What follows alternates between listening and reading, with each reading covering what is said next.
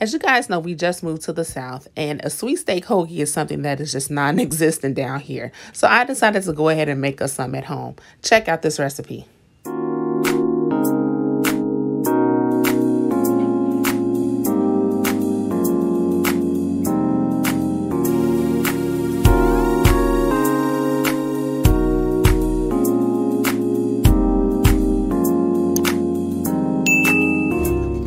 For those of you who are not familiar, a sweet steak hoagie is a sandwich that is pretty famous in Chicago. It consists of some shredded ribeye, a nice moist hoagie roll, this sweet sauce. Honestly, I don't even know if anybody knows 100% what's in it, but I just mimic the flavors based off of my taste. So this is my personal recipe. It may not be the exact steak sauce, but I'm telling you, if you have a craving, this will definitely satisfy. I'll go ahead and put all of the exact measurements in the description box. But essentially, it is a tomato-based sauce with a lot of sweetness. And the good thing about making it is that you can adjust the sweetness to your liking. I know some people don't necessarily care for the sweetness of the sauce, and some people love it just as is. I personally love it the way that it is. It's balanced with some hot peppers, and it is just a one-of-a-kind sandwich that is something that I crave from time to time. And since we live in the South, it's just something that does not exist here. So if you're interested in tasting a little bit of Chicago or one of our famous sandwiches, give this a try.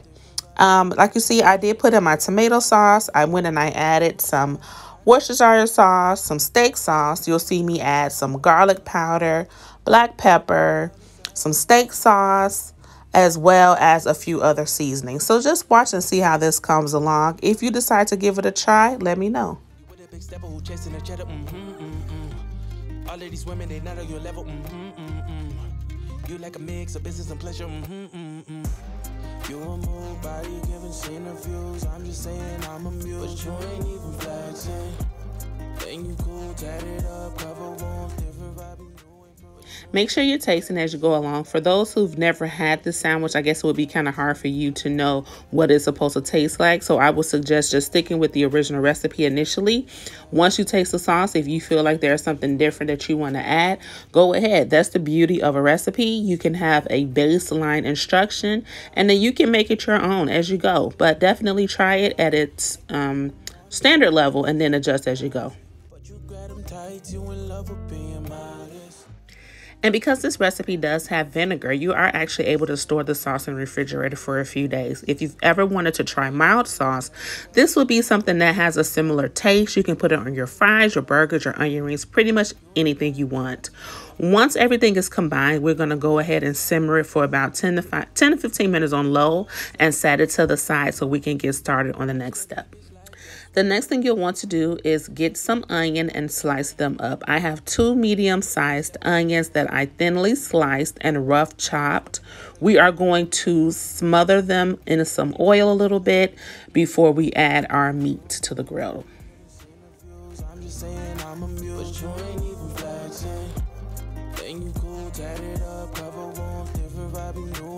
you ain't even flexing. But you ain't even flexing. But you ain't even flexing. But you ain't even flexing. Ceiling fan blowing cold breeze on your body. And I always spray my grill with some nonstick cooking spray. Even though we are going to add the oil, I just like that additional security of knowing that my food isn't going to stick, especially with ribeye, because ribeye steak is not cheap. So I don't want my steak sticking to the grill when it could be on my bun, you know?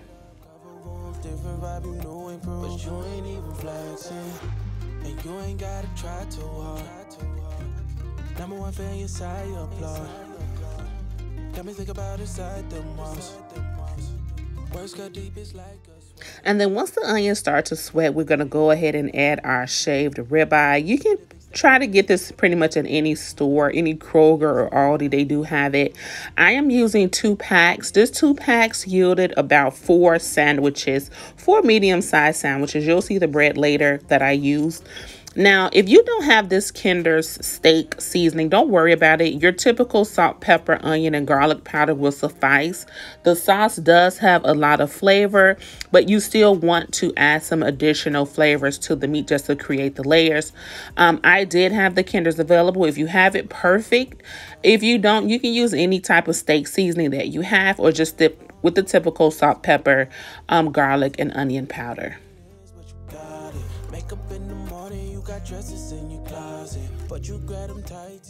Y'all, I thought I actually was doing something chopping this little meat, like I was in a sandwich shop, really hooking it up for some customers that was waiting. But I just like having the proper utensils to cook things. It makes a difference from just cooking it in a standard like skillet. You know, the griddle does provide a different level of flavor and crispiness to the meat, just a little bit. But I was having fun, if you can't tell. Making me better, you hotter than pepper. You with a big stepper who chasing the cheddar. All of these women, they not on your level. You like a mix of business and pleasure. You a move by you giving interviews. I'm just saying I'm amused, but you ain't even flexing. Then you cool, tatted up, cover wounds, different vibe, you new improved, but you ain't even. And as usual, guys, make sure you are tasting this meat. You don't want the flavor to be too strong because you don't want it competing with your sauce. You just want a nice little mild seasoning just to give the meat some flavor, and then something that is going to complement and marry once you add your steak sauce. Once my meat was done, I just transferred it to a bowl because I wanted to be able to portion it out for sandwiches. As you can see, when I got ready to make my sandwiches, I just portioned out enough for the roll that I'm going to use. You can steam your roll. What I did was I just put it in a little bit of foil. I sprinkled just a little bit of water over the top of my roll and put it in some foil and put it in the air fryer for a few minutes while I cooked up my meat. So I just went and I sauteed my meat a bit, kind of measured against the roll to see, you know, how much meat I'm going to need. And then I did add some cheese. You're going to want to use some American cheese. I honestly could have had more cheese in this because I do like my sandwich to be really cheesy. Y'all know I love to eat, so you wouldn't be here if you didn't either. This is for foodies, so you know there's no cheeses. You can never have enough cheese, in my opinion. But yeah, so once you get your cheese melted, you want to go ahead, and I split my bun down the top. I just think it's easier than splitting it on the side. It just kind of give it a nice support, like a little boat that the meat sits in. I had a hard time trying to pick that sandwich up, and we're not knocking over the camera, but you see that little bit of crispiness on that meat that came from the grill. It just gives a little bit of flavor. So you want to stack it up, and then I went ahead and I put it on a plate so that I can put my sauce. Now, you can put as much sauce or a little bit of sauce as you like. What you can do is you can just kind of add the sauce to the meat and chop it up if you want it to be thoroughly submerged in the meat. If you just want it on the top, you can do whatever you want. That's a good thing about making it at home. But try it in different ways. If you're making it for other people, maybe pour it on top for someone's sandwich, or, you know, mix it throughout for someone else's. Or if you want to have 2 sandwiches for yourself, eat it both ways. But this is what I do. And then it's a simple topping. You're going to add some sliced tomato and some hot giardiniera pepper. Now, I know that, you know, of course, being in the South, it is hard to find these peppers, but I was able to find it at Publix. So if you're near Publix or know where one is, check out their site and see if they have some available. But you definitely want to add the giardiniera peppers. Now, in Chicago, they do give you the option to also add sweet peppers, which is kind of like I guess you could say like a bell pepper that has been marinated in like a sweet sauce. But I like a hot pepper since I do have the sweet sauce. I don't want, you know, sweet peppers and sweet sauce. And if you want to really feel like you're in Chicago or you're in the Midwest, or you want to taste the sandwich and have that authentic feel, go ahead and get you some little wax paper and your foil and fold that sandwich up like you're actually in a shop, and then you can cut it in half and feel like you have a more authentic feel and impress people. But here is the sandwich, all done and dressed, nice and cheesy. There's a good close-up for you. And then I'll go and I'll cut the sandwich in half so you can see what it looks like. And there's a close-up of the inside. Look how meaty that is. The meat, the sauce, the cheese, baby, it is going on. You hear me?